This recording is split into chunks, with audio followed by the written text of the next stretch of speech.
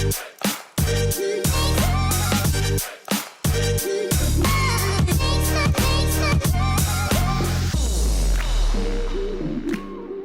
everybody and welcome to this week's Motor Trade Radio podcast, brought to you in association with eBay Motors Group. It is Saturday the 25th of September and you're joined by myself, Philip Nothard. And me, Curtis Hutchinson. This is episode 49, season 7 of Motor Trade Radio, bringing you all the chatter that matters. Once again, we've gathered together this week's big car retailing stories across the franchised and independent sectors for you to enjoy all in one place, on demand, on your podcast feed. So we have got a couple of shout-outs this week, Curtis, haven't we? Because we've got our very good friend Steve Whitton back on for his regular in his series of Men-able moments, and he obviously, as always, will be highlighting the mental health and well-being within the motor trade. So don't miss that part way through today's episode. Very worth a listen to that one this week. Yeah, definitely. And if you'd like to come on the show or have any news or press releases to share, then do message either Phil or myself on LinkedIn or Twitter, or email us at motortraderadio@yahoo.com. Also, if you've got any views on any of the stories on this week's show, then let us know what you think, especially with the "and finally." Definitely. So, I mean, we have got a packed show with some great headlines this week, and some of them are a little bit different in terms of some of what's been happening in some of the global market. But you must stay tuned next week. So just listen out and watch out on social media. We've got an exclusive interview from Devon Martin from CAP HPI. He'll be giving us the latest in the update of what's happening in terms of used car values. So I'm sure many will be listening this morning that are trying to buy cars or have tried buying cars this week, etc., and talking about prices. So do stay tuned, because Devon will share his views on what's happening and where the values are moving to. Yes, and last time Darren was on, he was predicting an Indian summer of strength, wasn't he? So yes. We'll see how September panned out. And also, don't miss last week's episode as well. We had a great interview there with Louise Wallace, who was talking us through some of the findings within the latest of the NFDA's dealer attitude survey, and who's at the top, why they've been at the top for so long, and what's happening at the bottom end of those OEMs and franchises in terms of the attitude from their dealer network. So a great little chat there with Louise around that, and sort of shared her views on who's doing right and why it works and who isn't quite engaging with it. So headlines this week come from AM, Motor Trader, Sky News, Automotive News Europe and Car Dealer, starting with 4 out of 5 car buyers prefer dealership purchases to buying online, finds a survey carried out by Virtue Motors. Multi-franchise Kent-based Motorline Group doubles profits in 2020, while Donnelly Group in Northern Ireland returns to profits after a COVID hit 2020. We'll also take a special look at some of this week's car maker news, starting with Ford considering Halewood plant for European EV transmission base, while Daimler teams up with Stellantis to build European gigafactory. We'll also bring you some of this week's big job movers, and finally this week we ask, will Ford bring back some of its classic car names for new generation electric vehicles? Definitely. So as you say there, Curtis, first story of the week this week is, and I think we were talking before the show that I don't remember ever seeing anything coming out from a car dealer group who have done their own survey and shared it to the market. But this comes from Robert Forrester at Virtue Motors, and they've surveyed 4,000 customers and shared the results. And as you said there, 4 in 5 car buyers prefer dealership purchase is the finding there. So they're talking around fewer than 1 in 5 consumers are happy to buy a car remotely after only watching a personalised video or a live virtual walk around. Is what they're looking at there from the research they've found. Yeah, so that 4 in 5 response rate, so that's 83% of the respondents would prefer to visit a dealership. And drilling into some of the stats, personalised videos were preferred by only 7%. a live virtual tour by just 6%, and only 2% said they prefer doing it all online. And some interesting results here, and some great comments from Robert Forrester in the story, because he says online options may have helped car buyers during COVID, but as life gets back to normal, customers do not want this to become the norm. And this actually ties in with something we ran last week from Judge Service, which looked at how buyers are going back to sort of their pre-pandemic willingness to travel to dealers and travel further. So there's a lot to be said for that face-to-face interaction in showrooms. Yeah, you're right, and I think this is obviously, we talk about these disruptors, but even the disruptors now have a physical presence across the Yeah. network, don't they? And there's a lot to be said that giving choice to consumers of what they want to do and how they want to interact with their purchase of a replacement vehicle, whether that's new or used. So again, interesting findings there from Robert and the team at Virtue Motors, and some of the rationale, and the fact that they have surveyed 4,000 of their customers and shared that information to the rest of the industry as well. Yeah, because I mean, you can assume that dealer groups do customer research because they need to know what their customers are thinking. But as you said from the beginning, it's unusual for them to share that with the media. So yeah, it was good insight there into what customers are thinking. Definitely. And we've got a couple of trading updates, and they're both positive. So the first one is from motortrader.com, and this is Motorline doubles profits in 2020 to 6.1 million. So, I mean, this is from your neck of the woods, isn't it, with Motorline, not as well known up my neck of the woods, lad. Yeah, they're big down here in the south. But a great performance, all things considering. I mean, they do talk about the pre-tax profit up by 118% to 6.1 million on turnover, but the turnover was down 3% to 695.2 million. So again, sort of demonstrating that cost saving that they would have had through the year. Yeah, and they describe themselves as being extremely pleased with the financials, given what a difficult year it's been. And as you said, Motorline, it is a southern-based group. They're actually based in Canterbury and Kent. They operate 55 sites, and they're particularly strong with the Volkswagen brands as well as Toyota and Lexus, which I think both Toyota and Lexus have done particularly well over the past 12 months for them. They also represent Nissan, Hyundai and Peugeot, and I'm pretty sure they exited Renault over the course of 2020. So, a good, well-established group as well, family-owned and established back in '72.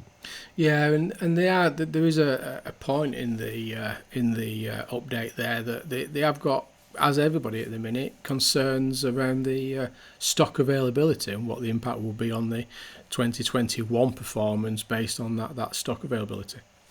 Yeah, and heading over to AM Online, next story is Donnelly Group returned to profit in COVID hit 2020. So this is the Northern Ireland-based Donnelly Group returning to profit after delivering £7.2 million of structural cost savings during the year and achieving a pre-tax operating profit of £1.46 million.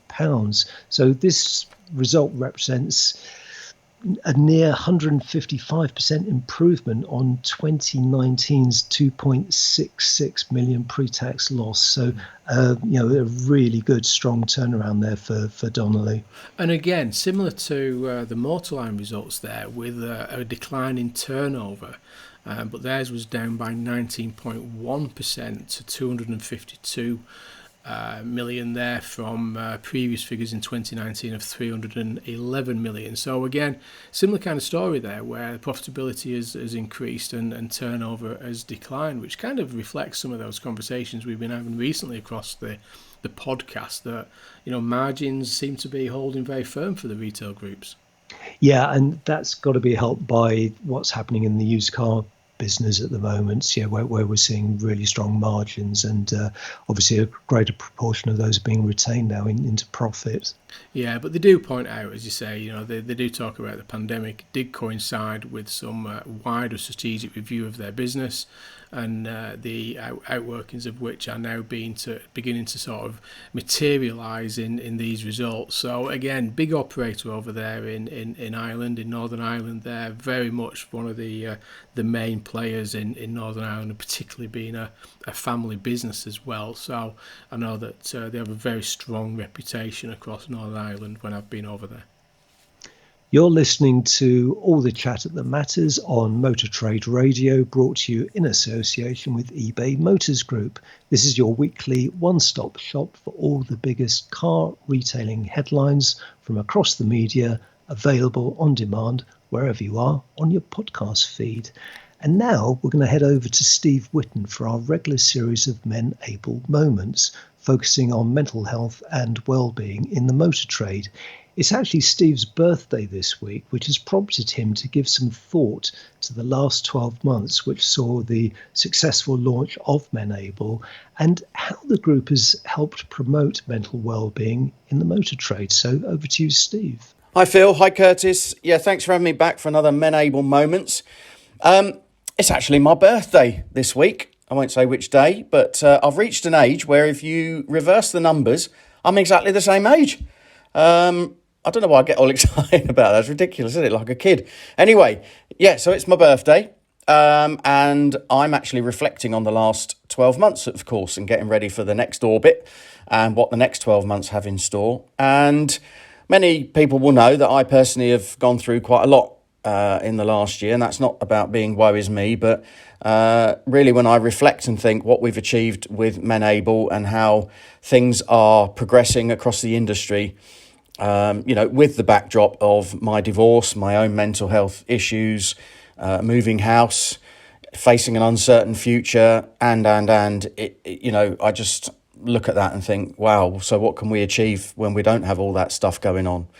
And it's really reminded me of actually where I think we're at with Men Able is that we are very, very clear on what our purpose is. And our purpose is about providing mental health and well-being support for people in automotive, by people in automotive. And that's the critical bit, I suppose. And I've gone through this exercise of, with some of our new members to sort of say to them, okay, well, mark out of 5 some of these 5 critical success areas. And one of them is purpose.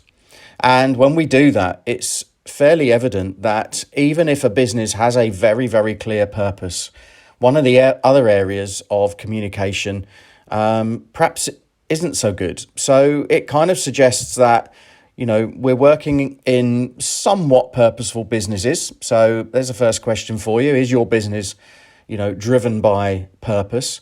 And I don't mean to make the shareholders a load of money or to, return good returns for the owners. I'm not talking about that's not purpose, that's a goal. So I'm talking about actual proper purpose. What are you actually in business for? What are you actually, doing for the community or for the wider world and all that stuff? Now, when that question gets kind of marked low, it then starts a conversation about, well, how do we set our purpose? And more importantly, how do we then communicate that to the team? And I suppose from an employer's point of view, communicating that to the team is the critical bit, because if people feel that they are working in a purposeful organisation, their role has value, it has meaning, and it has purpose itself, then they feel much better about themselves. And the thing that as employers you can't legislate for is the fact that clearly everyone has stuff going on outside of work. And as I said, I've had a few people reach out to me in the last week and some real tough situations that have happened. We have a very clear referral pathway through to Ben and all the services that they offer. They are absolutely brilliant in what they do. And it's become very clear in those conversations that what these people needed was to know that they're being listened to and supported and helped. And the fact that those conversations were kicked off by their employers does really suggest that, we are really properly now starting to make a difference, albeit a very small one, still scratching the surface. But yeah, so as I look back on the last year, on my birthday, I think to myself, yeah, we're doing all right. We're doing okay. And we've got this covered, and we're on purpose. We're on mission, and we're heading in the right direction. So as always, if you as an employer need help, or you have anyone in your business that needs help and support, reach out. But what I would say is, from the conversations that I've been having, where businesses have a very, very clear purpose, where they have clear communication and the management are fully committed, people do begin to start to feel better about themselves. And when people feel better about themselves, they perform better. Keep your eye out for an automotive management poll that's out on, I saw it on LinkedIn earlier in the week, and I shared it. And I think that said that 65%, I think, of people that took part were saying that they felt quite down and despondent about things during the pandemic. So keep an eye on that. We're going to see kind of where that goes, because that also gives us a clear indication of, just how well we're doing to looking after our people, I should say. So, how to get hold of me if you want to chat. It's menable.org. And I'm on LinkedIn, of course, Stephen J. Whitton. And we'll be back next time with another Menable moment. So thanks, Phil. Thanks, Curtis. You do a fantastic job, the pair of you. And look forward to catching up with you on Motor Trade Radio podcast next time. Take care. As always, a very thought-provoking Menable moment there from Steve. And again, happy birthday, Steve, for this week and your reversible birthday number. Yes. I had to, when I did speak to him this week, I had to be very careful of which number I did choose. That it was either 44, 55 or 66, and I did go down the middle to be safe on that one. So happy birthday to you, Steve, from us at Motor Trade Radio Podcast. Yeah, I do like the concept of a reversible birthday age.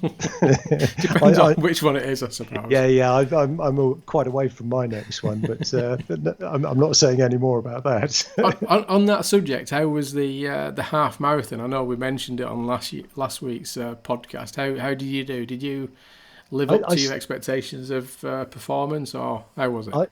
I survived. Is that what it was about? It's more back. about Yes, forget personal best. It's about survival now, is it? Yeah, no, it was an endurance test for me. I was incredibly strategic. I stuck with the pacers all the way around. So there were some 2-hour 10 pacers who I just latched on to, followed them around, and finished in 2 hours and 9 minutes, which I was really pleased about. Well done.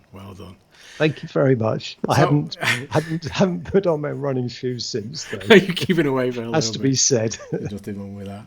So we're heading over now to Sky News, and it's an interesting story, this one, because we sort of, Halewood has always been talked about in the UK, hasn't it, in terms of what will happen with Halewood and what's been happening with other factories in the UK sector. But this is that Ford are in talks to build electric transmissions at Halewood as part of to boost that UK car industry. So I think at the minute it's between Merseyside or in Germany.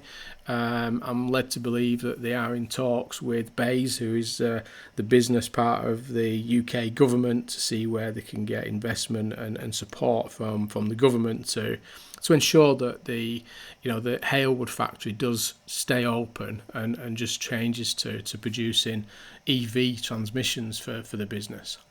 Yeah, and we will know about this over the coming weeks, whether or not the deal goes through. But if it does, it means that it secures hundreds of jobs on Merseyside and guarantees a future for Halewood, which currently produces transmissions for petrol and diesel engine cars. So it's on borrowed time.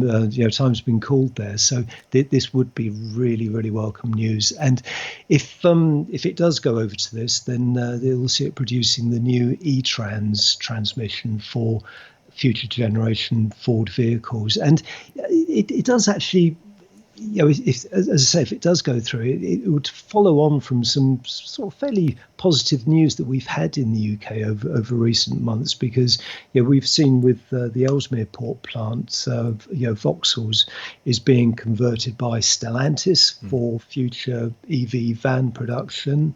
Nissan has confirmed a £1 billion investment in Sunderland for both EV car production and battery production. And also in recent months, we've seen the UK's first gigafactory under construction by British Volt at Blyth in northeast England. So it's the sort of welcome news that the UK definitely needs at the moment. Definitely. So fingers crossed that we do keep that in the UK, and we do keep that employment down in Halewood, and it's always great to make sure that these plants remain in the UK, doesn't it? Yeah, most definitely. So staying with manufacturing news, from Automotive News Europe, the headline is Daimler joins Stellantis as partner in European battery cell venture ACC.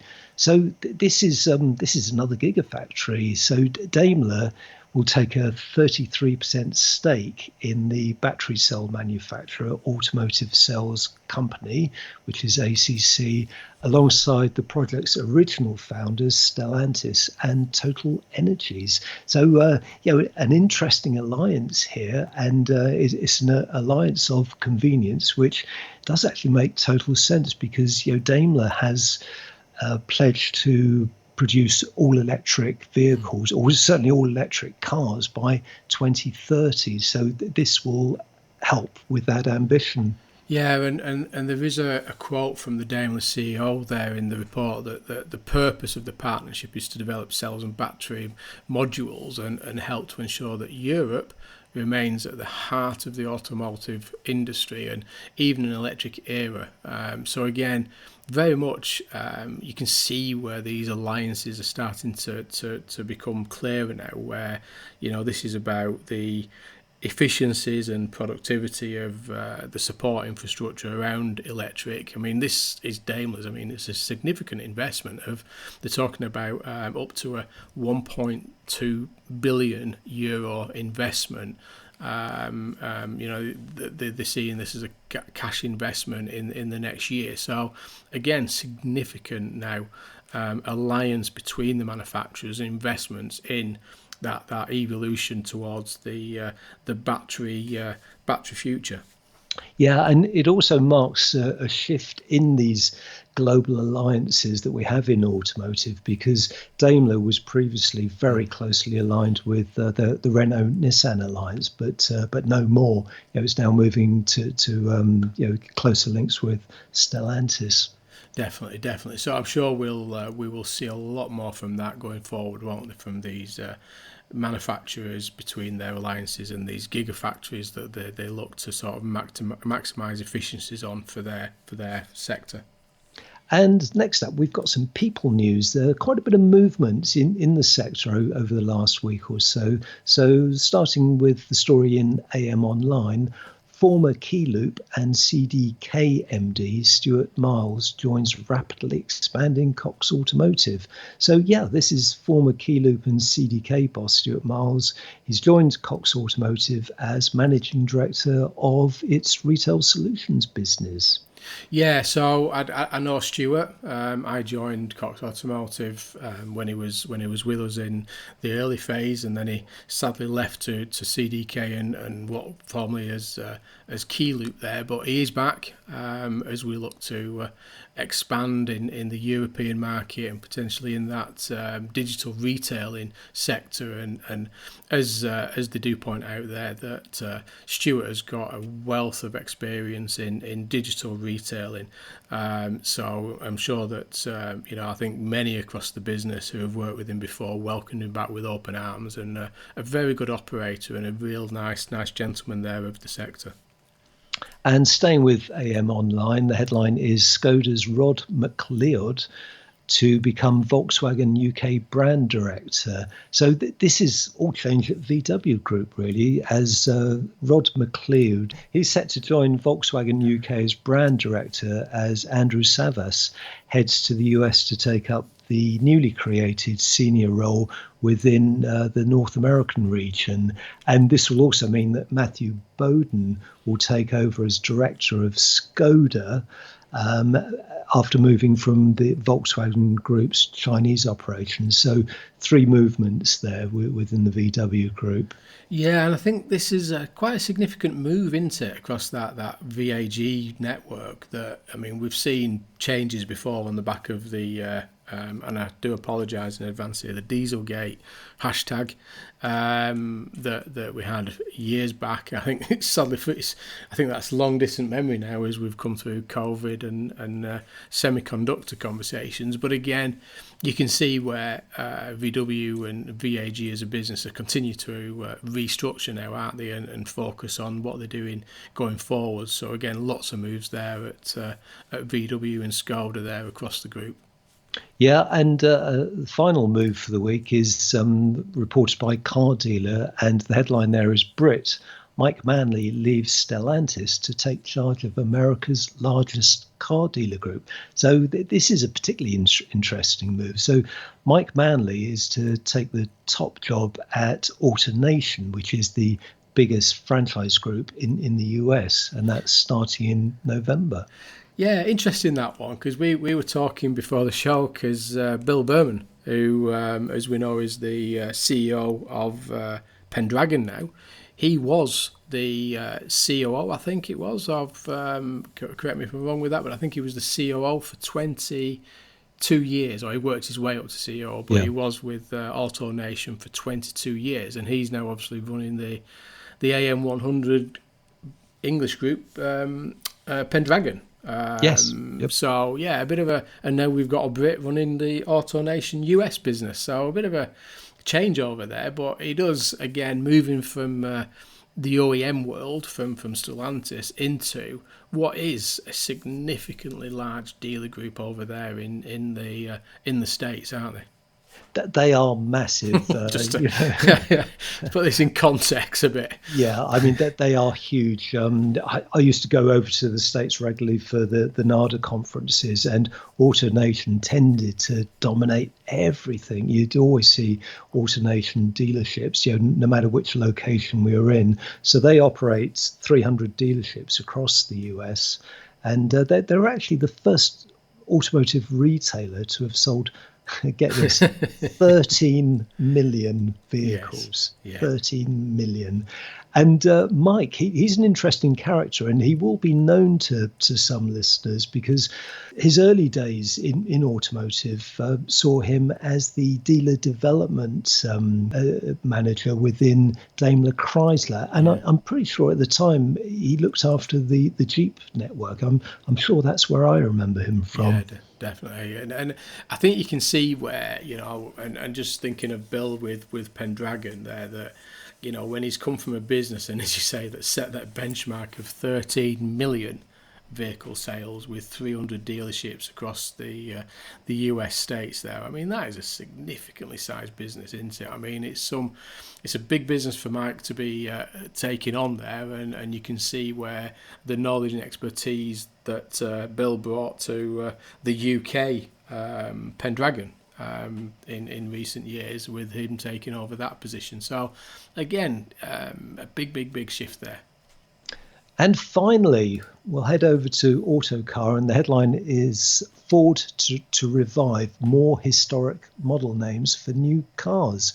So the story here is Ford is poised to revive more historic model names in the coming years, having applied the Puma, Mustang and Cougar nameplates to its latest European markets SUVs.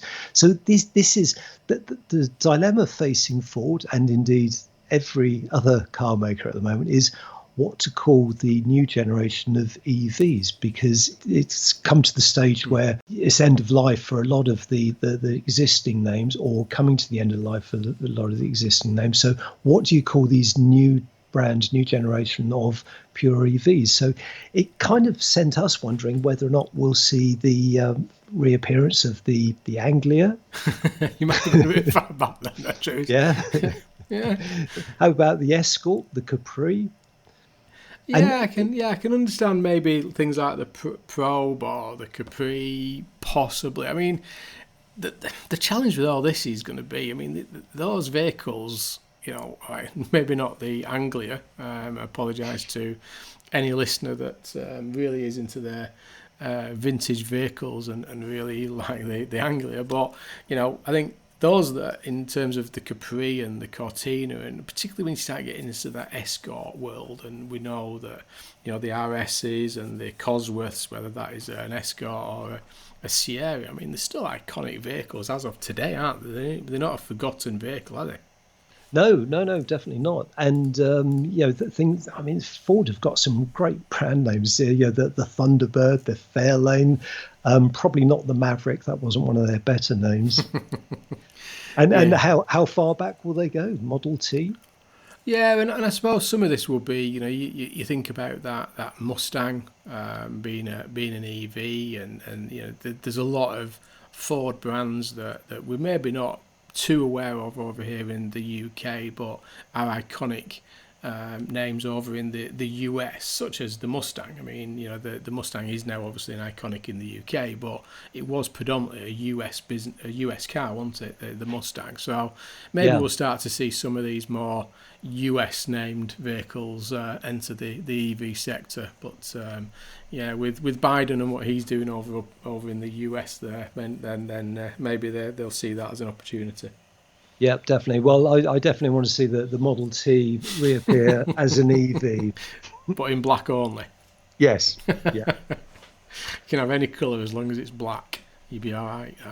But no, I think that it'll be interesting. But I think there's some significant sort of news coming out of that global OEM market now, isn't there, with what they're doing, particularly now this move to EV. So I think that's it for this week, Curtis. So we have got a busy show coming up next week. So as I said right at the start there, do watch out on social media with some exclusive interviews and content on next week from the show. So don't miss out on that.